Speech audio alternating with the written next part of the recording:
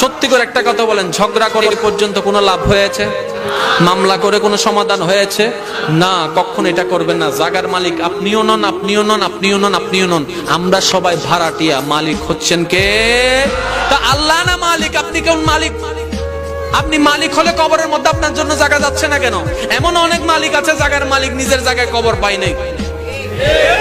আমি একটা বাস্তব কথা বলি, এই জায়গার একটা মালিক আছে না নাই? আছে না? উনি মারা গেলে ওনাকে এখানে কবর দিবে? কেন দিবে না? উনি তো জায়গার মালিক। তখন ওনার ছেলেরা বলবে, হ্যাঁ ওনাকে এখানে কবর দিব।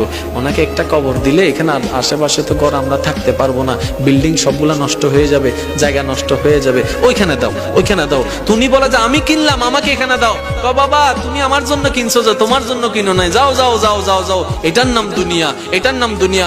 মনে রাখবেন, আপনি যদি আল্লাহর এবং নবীর প্রেমে যদি নিজের জীবনকে সাজাতে পারেন, যেই কবরের মধ্যে আপনাকে সবাই একা রেখে আসবে, সেই কবরে যখন আপনি অন্ধকার কবরে একদম একা হয়ে যাবেন, ভয়ে যখন তরতর করে কাঁপবেন, ডানে বামে কাউকে পাবেন না, সেই দিন আমার আল্লাহর রহমত বলবে, বান্দারে চিন্তা করিস না। নবী বলবে, উম্মতরে চিন্তা করিস না, আমরা তোর সাথে আছি। বলেন না সুবহানাল্লাহ। ওইটা চান, এটা চাইেন না। অনেক হয়েছে তো, আর কত? এমনও পর্যন্ত কাহিনী আছে, এক ভাইয়ের জানাজায় আরেক ভাই যাচ্ছে না। সত্যি বলেন, ঠিক না? তো ভাই তো মারা গেছে, জান